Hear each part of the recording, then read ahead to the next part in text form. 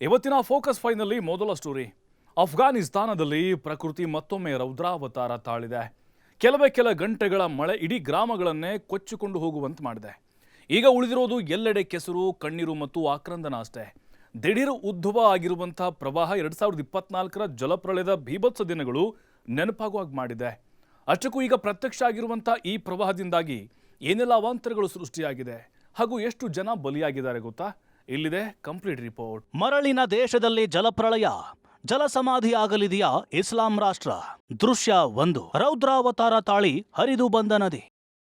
ದೃಶ್ಯ 2, ಕಣ್ಣಾಡಿಸಿದಲ್ಲೆಲ್ಲ ಜಲವ್ಯೂಹ. ದೃಶ್ಯ 3, ಪ್ರವಾಹದ ನಟ್ಟ ನಡುವೆ ದೈತ್ಯ ಕಟ್ಟಡ.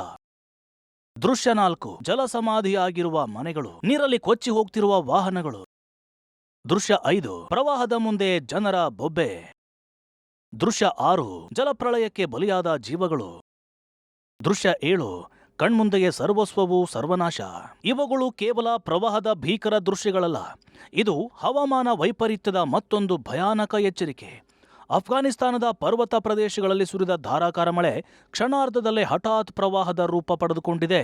ಬೆಟ್ಟಗಳಿಂದ ಧುಮ್ಮಿಕ್ಕಿದ ನೀರಿನ ರಭಸಕ್ಕೆ ರಸ್ತೆಗಳು ಕೊಚ್ಚಿ ಹೋಗಿವೆ, ಸೇತುವೆಗಳು ಮುರಿದು ಬಿದ್ದಿವೆ, ಮನೆಗಳು ಆಟಿಕೆಗಳಂತೆ ಕೊಚ್ಚಿಕೊಂಡು ಹೋಗಿವೆ. ಕೆಲವೇ ನಿಮಿಷಗಳಲ್ಲಿ ಕುಟುಂಬಗಳು ಪರಸ್ಪರರಿಂದ ದೂರವಾಗಿವೆ. ಬದುಕು ಕಟ್ಟಿಕೊಂಡಿದ್ದ ಜನರು ಈಗ ತಮ್ಮವರಿಗಾಗಿ ಕೆಸರಿನ ನಡುವೆ ಹುಡುಕಾಟ ನಡೆಸ್ತಾ ಇದ್ದಾರೆ. ಅಫ್ಘಾನಿಸ್ತಾನದ ಪೂರ್ವ ಭಾಗದ ನೂರಿಸ್ತಾನ್ ಪ್ರಾಂತ್ಯ ಮತ್ತು ಪಾಕಿಸ್ತಾನದ ಗಡಿ ಪ್ರದೇಶಗಳಲ್ಲಿ ಸುರಿದ ಧಾರಾಕಾರ ಮಳೆ ಕ್ಷಣಾರ್ಧದಲ್ಲಿ ಪ್ರವಾಹವಾಗಿ ಮಾರ್ಪಟ್ಟು ಜನಜೀವನವನ್ನೇ ಆಪೋಷಣ ತೆಗೆದುಕೊಂಡಿದೆ. ಅದರಲ್ಲೂ ಅಫ್ಘಾನ್ನ ಕನಿಷ್ಠ 20ಕ್ಕೂ ಹೆಚ್ಚು ಜನ ಪ್ರವಾಹಕ್ಕೆ ಬಲಿಯಾಗಿದ್ದಾರೆ. ಇನ್ನು 80ಕ್ಕೂ ಹೆಚ್ಚು ಜನರಿಗೆ ಗಂಭೀರ ರೂಪದ ಗಾಯಗಳಾಗಿವೆ. ಅಷ್ಟೇ ಅಲ್ಲ, 100ಕ್ಕೂ ಹೆಚ್ಚು ಜನ ನಾಪತ್ತೆಯಾಗಿ ಹೋಗಿದ್ದಾರೆ. ಅಫ್ಘಾನ್ ರಾಷ್ಟ್ರೀಯ ವಿಪತ್ತು ನಿರ್ವಹಣಾ ಪ್ರಾಧಿಕಾರದ ವಕ್ತಾರ ಯೂಸುಫ್ ಅಹಮದ್ ಅಲಿನ ಸ್ಥಿತಿಗತಿಯನ್ನ ಮಾಧ್ಯಮಗಳ ಮುಂದೆ ತೆರೆದಿಟ್ಟಿದ್ದಾರೆ. ಇದು ಪರೂನ್ ನಗರ ಮತ್ತು ನೂರಿಸ್ತಾನ್ ಪ್ರಾಂತ್ಯದ ಹಲವು ಪ್ರದೇಶಗಳಲ್ಲಿ ಸಂಭವಿಸಿದ ಭೀಕರ ಪ್ರವಾಹ ನಮ್ಮ ಪ್ರಜೆಗಳಿಗೆ ಭಾರಿ ಜೀವ ಆಸ್ತಿ ನಷ್ಟ ಉಂಟು ಮಾಡಿದೆ. ಪ್ರವಾಹ ಪೀಡಿತ ಮತ್ತು ಅಪಾಯದ ವಲಯಗಳಿಂದ ದೂರವಿರಿ. ಪ್ರವಾಹ ಪ್ರದೇಶದಲ್ಲಿರುವವರನ್ನು ಸದ್ಯ ಆಶ್ರಯ ಕೇಂದ್ರಕ್ಕೆ ಕಳುಹಿಸಲಾಗಿದೆ. ಪ್ರವಾಹದ ಅಬ್ಬರ ಕಡಿಮೆಯಾಗುತ್ತಿದ್ದ ಹಾಗೆ ಸರ್ಕಾರದಿಂದ ಏನೆಲ್ಲ ಸಹಾಯ ಆಗಬೇಕು ಆ ವ್ಯವಸ್ಥೆಯನ್ನ ಮಾಡಲಾಗುವುದು.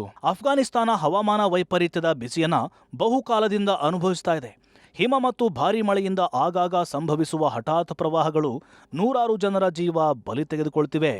2024ರಲ್ಲಿಯೂ ಇದೇ ರೀತಿಯ ಪ್ರವಾಹದ ಅಬ್ಬರಕ್ಕೆ ಅಫ್ಘಾನ್ ಸಿಕ್ಕಾಕಿಕೊಂಡು ನಲುಗಿ ಹೋಗಿತ್ತು. ಆ ದುರಂತದಲ್ಲಿ ಸುಮಾರು 300 ಮಂದಿ ಪ್ರಾಣ ಕಳೆದುಕೊಂಡಿದ್ರು. ಆದರೆ ಆ ದುರಂತದ ಗಾಯಗಳು ಇನ್ನೂ ಮಾಸುವ ಮುನ್ನವೇ ಈ ವರ್ಷ ಮತ್ತೆ ಪ್ರಕೃತಿ ಅಟ್ಟಹಾಸ ಮೆರೆದಿದೆ.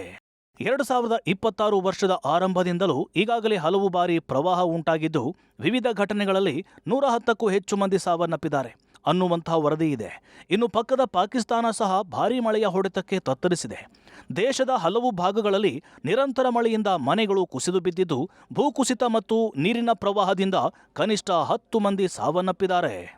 ಈ ಹಾಹಾಕಾರಕ್ಕೆ ಕಾರಣ ಹವಾಮಾನ ವೈಪರೀತ್ಯ, ಅಫ್ಘಾನಿಸ್ತಾನದ ಕಣಿವೆಗಳಲ್ಲಿ ಮೊಳಗುತ್ತಿರುವಂತಹ ಆಕ್ರಂದನ, ಪಾಕಿಸ್ತಾನದ ಮಳೆ ಬಾಧಿತ ಪ್ರದೇಶಗಳಲ್ಲಿ ಕೇಳಿ ಬರ್ತಿರುವ ಸಹಾಯದ ಕೂಗು ಹಾಗೂ ಜಮ್ಮು ಕಾಶ್ಮೀರದ ಭೀಕರ ಮಳೆ.